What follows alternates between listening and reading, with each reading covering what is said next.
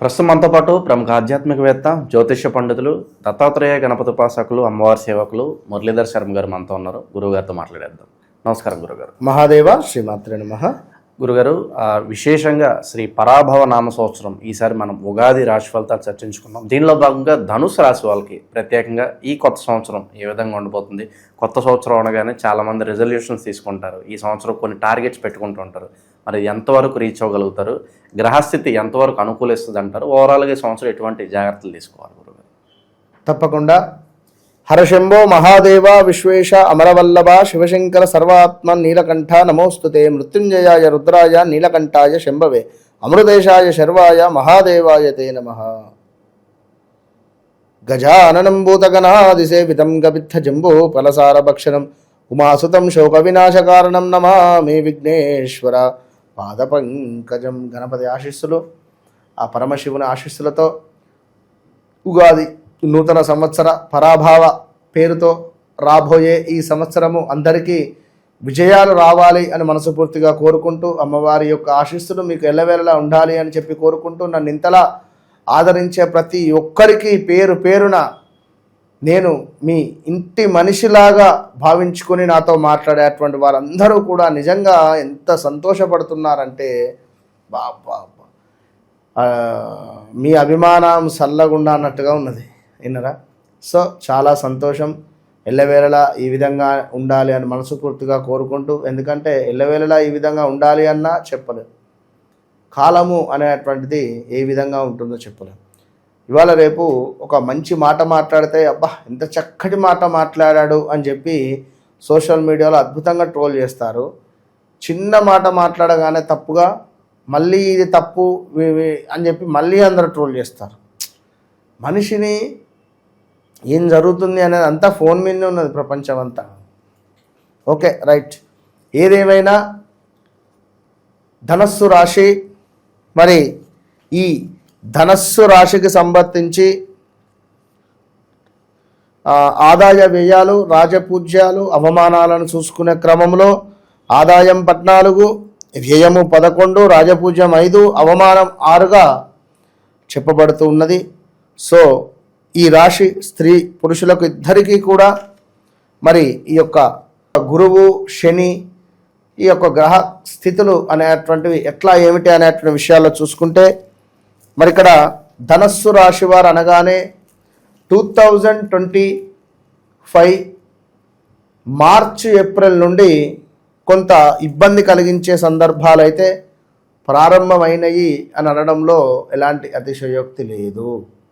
2025 జనవరి, ఫిబ్రవరి, మార్చి, April, మే నుండి కూడా కొంత హెల్త్ రిలేటెడ్ కానీ, ఆరోగ్యానికి సంబంధించింది కానీ, వివాహ ప్రయత్నాలు కావచ్చును, అదేవిధంగా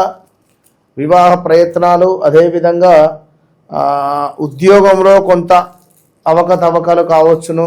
లైక్ సో స్థాన చలనాలు, ప్రదేశ మార్పులు, ఇల్లు కట్టుకోవాలి అనేటువంటి ఆలోచనలు ఎన్నో. ఇక మరి వీరి లక్షణాలు ఏమిటంటే మంచి ఆకర్షణీయమైనటువంటి రూపము, ఎక్కువ దైవభక్తి కలిగినటువంటి వారు, పాపభీతి ఎక్కువ, ఏ విషయమైనా వెంటనే గ్రహించి నిర్ణయం తీసుకునేటువంటి పరిస్థితట, దైవభక్తి కలిగి సంప్రదాయములను పాటించేటువంటి వారు ధనస్సు రాశి వారు. మనస్సులో ఏది దాచుకోరట, అనుకున్నంత తొందరగా పైకి రాలేరు వీరు. పొడవైన ముఖము, త్యాగము, ఔదార్యవంతులు, ఉత్సాహము, ఆరోగ్యము, చొరవ శక్తి కలిగి ఉంటారు. కొందరిది పొడుగైన ముఖం వస్తుంది. ఇక అదే విధంగా చూసుకుంటే జీవితాన్ని మామూలుగా సరదాగా తీసుకునేటువంటి వారు, భోగభాగ్యములు అనుభవించేటువంటి వారు, పట్టుదలతో కార్యసాధన చేయగలిగేటువంటి వారే వీరు ధనస్సు రాశివారు. మరి 7వ స్థానంలో 8వ స్థానంలో మీకు గురువు సంచారం వల్ల ఇబ్బందులు ఎదురయ్యే పరిస్థితి ఉంది. 6వ నెల లోపు అంతా బాగానే, 6వ నెల దాటిన తర్వాత కొన్ని ఇబ్బందులు కలవు. ఇది గమనించుకోగలరు ధనస్సు రాశి వారు. ఈ రాశి వారికి గురువు 7, 8 స్థానాలలో, శని 4వ సంచారం వల్ల మిశ్రమ ఫలితాలున్నాయి. ఇంటి యందు వివాహాది శుభకార్యములు చేయడం వల్ల అధికమైన ఖర్చులు, బంధుమిత్రుల సమాగమనము, వ్యాపారమందు అభివృద్ధి లేకుండుట, విద్యయందు ఆటంకములు, ఆశించిన ర్యాంకులు రాకుండుట, ఉద్యోగ నష్టము, అనవసరమైనటువంటి ప్రయాణాలు చేయుట, అవకాశాలు చేజారిపోవుట, నిరుత్సాహపడవద్దు. చేయి పనులందు తీరిక ఉండదు, ఆశించినటువంటి పదవులు దక్కకపోవచ్చును, ఖర్చులు అదుపులో ఉండవు, స్తోమతకు మించిన హామీలు ఇవ్వవద్దు. ఆర్థిక లావాదేవీల్లో తప్పటడుగు వేస్తారు, పరిచయం లేని వ్యక్తులను నమ్మరాదు. ప్రయత్నించిన కార్యములు ఆలస్యముగా నెరవేరుట, ప్రయాణమందు అనుకూలములు లేకుండుట, రాని బాకీలు ఏవైతే ఉన్నాయో అవి వివాదమయ్యే పరిస్థితి ఉంది. మీ గుడ్విల్ దెబ్బతినే పరిస్థితి ఉంది. అదేవిధంగా పై అధికారుల నుండి ఒత్తిడి, చివాట్లు ఎక్కువగును. ప్రయోజనములు లేని ఉద్యోగములు, పనులు చేయుట, ప్రయాణ నష్టములు. మీరు కఠినమైన నిర్ణయాలు తీసుకుంటారు, మరి ఆచరణలో సాధ్యం కాదు, గమనించుకోండి. రైతులకు పంట ఆదాయము కొంత ఆలస్యమయ్యే పరిస్థితి ఉన్నది. ఈ సంవత్సరము న్యాయ వృత్తి కలవారు కొన్ని ఒడిదుడుకులు ఎదుర్కొంటారు. సెంటిమెంట్ వస్తువులు అమ్ముట, ఆస్తి పంపకాల విషయాలలో అన్యాయము కలిగే పరిస్థితి ఉంది ధనస్సు రాశి వారికి. మరి సెంటిమెంట్ వస్తువులు అమ్ముకుంటారు, చూసుకోండి. చిల్లర తగాదాలు ఎక్కువ అయ్యే పరిస్థితి ఉంది. మానసిక చింతన, రాజకీయమందు ఒడిదుడుకులు, స్థాన చలనములు, మితిమీరిన ఆత్మవిశ్వాసం వల్ల నష్టపోయే అవకాశాలు ఎక్కువ ఉన్నాయి, జాగ్రత్త. చేయి వృత్తులందు చిన్న చిన్న ఆటంకాలు కలవు, అకారమైన కలహాలు, ఏదో మంచి చేయబోతే చెడు అవుతుందట, జాగ్రత్త.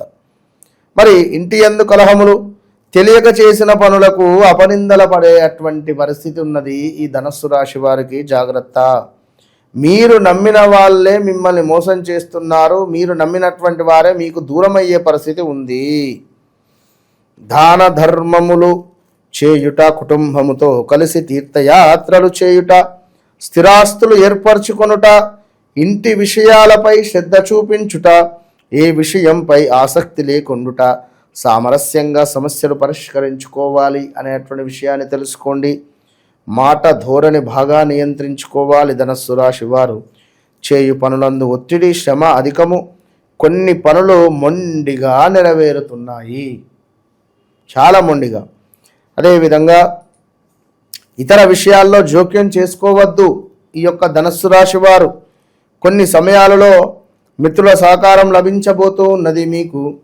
మరి మనోధైర్యంతో పనులు చేయండి, అన్ని సంతృప్తినిస్తాయి. కావున మీరు సుందరాకాండ పారాయణము, భగవద్గీత చదవడము మీకు అవసరము ఈ సంవత్సరములో. లేదా చూసుకున్నట్టయితే భాగవతాన్నైనా చదవండి, ఇది మీకు ఎంతో ఉపయోగకరంగా ఉండబోతూ ఉన్నది. వీళ్ళకి ఈ సంవత్సరం ఏదన్నా టర్నింగ్ పాయింట్ అంటే ఏం చెప్తారు గురుగారు? వీళ్ళకి ధనస్సు రాశి వారికి టర్నింగ్ పాయింట్ అనేటువంటిది ఈ సంవత్సరం లేదు. టర్నింగ్ పాయింట్ 6వ నెలలోపే కావాలి. ఆల్రెడీ టర్నింగ్ పాయింట్ 2025-24లోనే జరిగిపోయింది. సో ప్రజెంట్గా ఇప్పుడు వీళ్ళు టర్న్ కాకుండా ఉండాలి. ఏది జరిగినా నిలబడి ఉండాలి. వర్షం పడినా నిలబడాలి, ఎండగొట్టినా నిలబడాలి, చలి పెట్టినా నిలబడాలి. ఏమాత్రం టర్న్ అయినా వీరి జీవితమే టర్నింగ్ అయ్యే పరిస్థితి ఉన్నది. జీవితంలో మామూలు టర్న్ కాదు అది, యూటర్న్ల మీద యూటర్న్లు అయ్యే పరిస్థితి ఉంటుంది. సో వద్దు, ఇట్స్ మై సజెషన్.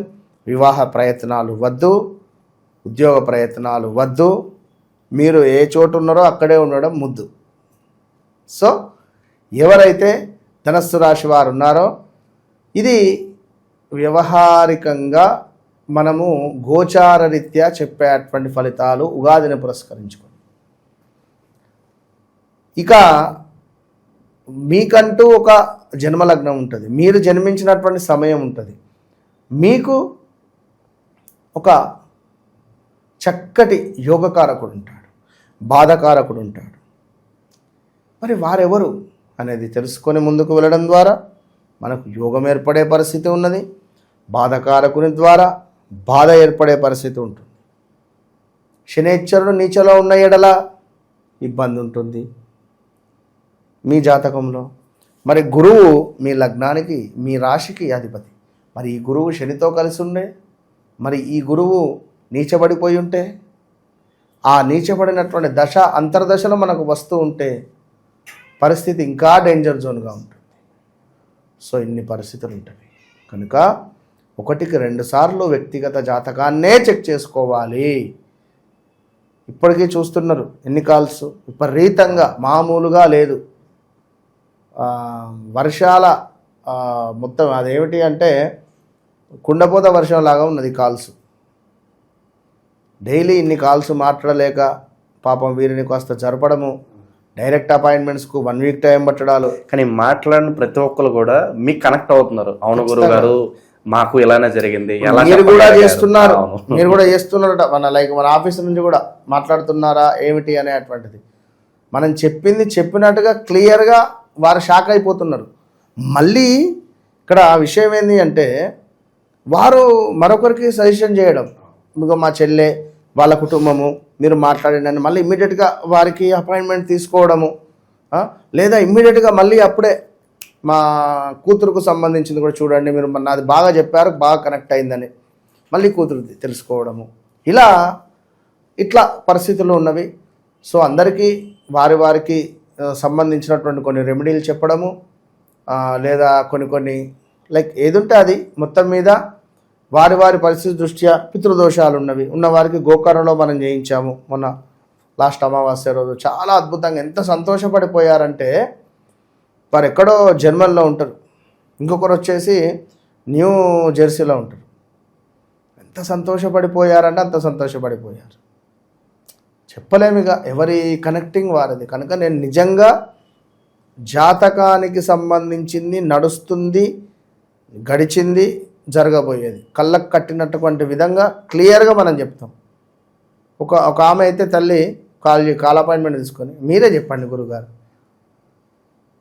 చెప్పండి అమ్మా దేని గురించి తెలుసుకో. నేను ఎవరిని అడగా, ఫస్ట్ నేను అడగా ఎవరి గురించి తెలుసుకోవాలి అన్న, నేను మీరే చెప్పాలంటున్నా.